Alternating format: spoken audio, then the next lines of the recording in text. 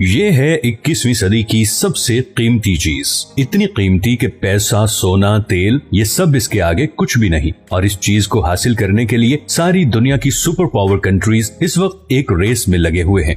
लेकिन इस रेस का एंड बहुत ही भयानक होने वाला है। बज़ाहिर मामूली सा पत्थर नजर आने वाली ये चीज शायद एक ऐसी जंग का सबब बनने वाली है जो पूरी दुनिया को अपनी लपेट में ले लेगी। ऐसी जंग जिसके बारे में एक्सपर्ट्स और एस्ट्रोलॉजिस्ट वार्न करते आ रहे हैं, यानी वर्ल्ड वॉर 3। इस जंगे अजीम की सबसे बड़ी वजह शायद ये चीज होगी।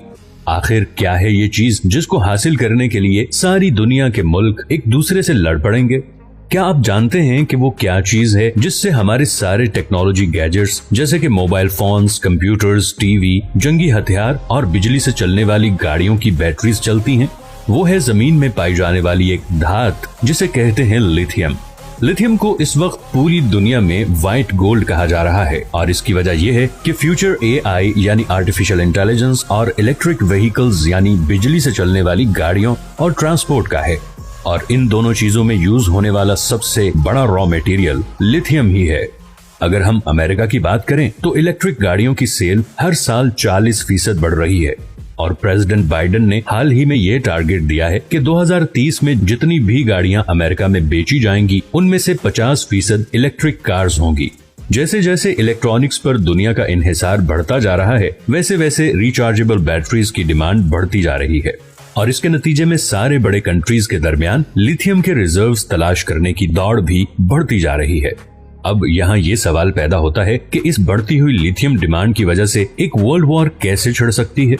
ये सवाल हमें लिथियम से जुड़े एक फंडामेंटल मसले की तरफ ले जाता है जिसे हम इंग्लिश में कहते हैं स्कैर्सिटी, यानी किसी चीज की शदीद कमी होना।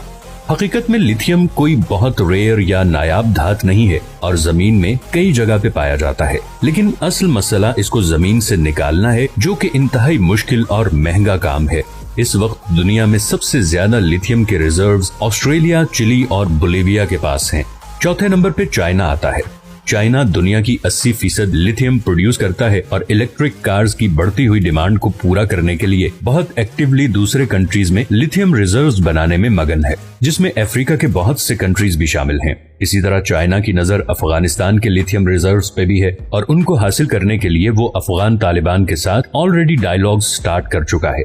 2030 तक चाइना तकरीबन 100 आयन लिथियम प्लांट्स लगा चुका होगा, जिसका मतलब यह है कि दुनिया की 85% लिथियम बैटरीज चाइना बना रहा होगा। और इस हिसाब से तो चाइना वाकई में 2030 तक दुनिया की सुपर इकोनॉमी बन चुका होगा। अब चाइना इतनी स्ट्रॉन्ग पोजीशन तक कैसे पहुंचा, ये हम किसी और वीडियो में कवर करेंगे। असल सवाल ये है कि अमेरिका, जो कि चाइना का सबसे बड़ा राइवल और मौजूदा दुनिया की सुपर पावर है, इतने आराम से चाइना को वो चीज हासिल करने देगा जिस पे सारी दुनिया का फ्यूचर डिपेंड करता है? इस सवाल के जवाब के लिए हमें जाना पड़ेगा 2001 में। आप में से अक्सर लोगों का ख्याल होगा कि अमेरिका का अफगानिस्तान पे हमले का मकसद शायद तालिबान को खत्म करना था। कुछ लोगों का ये भी ख्याल है कि असल वजह ओपियम हासिल करना था। लेकिन 2010 में अमेरिकन स्टेट डिपार्टमेंट की पब्लिश होने वाली रिपोर्ट कुछ और ही कहती है। इस रिपोर्ट में ये इंकशाफ हुआ है कि अफगानिस्तान में $1 ट्रिलियन के लिथियम रिजर्व्स हैं, जो कि शायद चिली और ऑस्ट्रेलिया के बाद दुनिया में तीसरे सबसे बड़े लिथियम रिजर्व्स हैं। और अमेरिका की अफगानिस्तान में घुसने की असल वजह थी यही लिथियम रिजर्व्स, क्योंकि इस वक्त अमेरिका के पास रिफाइंड लिथियम के सिर्फ 8% रिजर्व्स हैं और इलेक्ट्रिक कार्स की डिमांड को पूरा करने के लिए अमेरिका को लगभग 5 लाख मैट्रिक टन लिथियम की जरूरत है। और दूसरी ही तरफ अमेरिका के अफगानिस्तान से जाने के बाद चाइना ऑलरेडी अफगानिस्तान पे नजरें गाड़े बैठा है। इसीलिए चाइना अफगान तालिबान से बातचीत कर रहा है और अफगानिस्तान के लिए बड़े बड़े पैकेजेस अनाउंस कर रहा है, क्योंकि उसकी नजर उस व्हाइट गोल्ड पे है जो फ्यूचर में दुनिया की तकदीर बदलने और उसे एक सुपर पावर बनाने वाला है। इसीलिए बहुत से एक्सपर्ट्स के मुताबिक अफगानिस्तान से अमेरिका का निकल जाना शायद ऐसा ही है जैसे अमेरिका ने खुद अपने हाथ से फ्यूचर की सुपर पावर सीट चाइना को दे दी हो।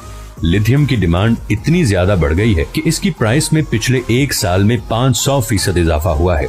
ये बढ़ती हुई डिमांड और बढ़ती हुई प्राइस ही असल वजह है कि हर बड़ा मुल्क और हर बड़ी कंपनी अब लिथियम में इन्वेस्ट करना और उसे हासिल करना चाहती है। दुनिया में सबसे ज्यादा इलेक्ट्रिक कार्स बनाने वाली कंपनी टेस्ला के मुताबिक एलन मस्क ने हाल ही में अपनी ट्वीट में कहा कि लिथियम की इस तरह बढ़ती हुई प्राइस का मतलब है कि टेस्ला को लिथियम माइन करने के लिए भी खुद मैदान में उतरना पड़ेगा। लेकिन इस सारी सूरत हाल को देखते हुए ऐसा लगता है कि अमेरिका खुद को उस डेस्परेट सिचुएशन में ले आया है जिस पोजीशन में 1941 में जापान था और उस वक्त उसने पर्ल हार्बर पर हमला किया। जिस फ्रस्ट्रेशन ने जापान को यह कदम उठाने पर मजबूर किया था, वैसी ही फ्रस्ट्रेशन का शिकार इस वक्त अमेरिका है और वो भी ऐसा कोई कदम किसी भी वक्त उठा सकता है। पिछली 4 दहाइयों में लड़ी गई तमाम जंगें ऑयल यानी पेट्रोल के लिए थी, क्योंकि उस वक्त पेट्रोल ही असल ईंधन था। लेकिन अब जैसे कि मैं पहले बता चुका हूँ कि फ्यूचर बिजली से चलने वाली चीजों का है, सो इट्स वेरी नेचुरल कि अगली जंगें अब रिचार्जेबल बैटरीज को पावर करने वाले मटेरियल यानी लिथियम को हासिल करने के लिए होंगी। और न्यूक्लियर टेक्नोलॉजी के इस दौर में जंग का मतलब क्या होगा, शायद ये मुझे आपको डिटेल से बताने की जरूरत नहीं। अगर आपको ये वीडियो पसंद आई है तो इसे लाइक और चैनल को सब्सक्राइब जरूर कर दें। मैंने अभी बहुत से इंटरेस्टिंग टॉपिक्स पे वीडियोस बनानी है, तो आपकी सपोर्ट बहुत जरूरी है। अगर आपके पास कोई सजेशंस हैं तो नीचे कमेंट्स में जरूर बताइएगा।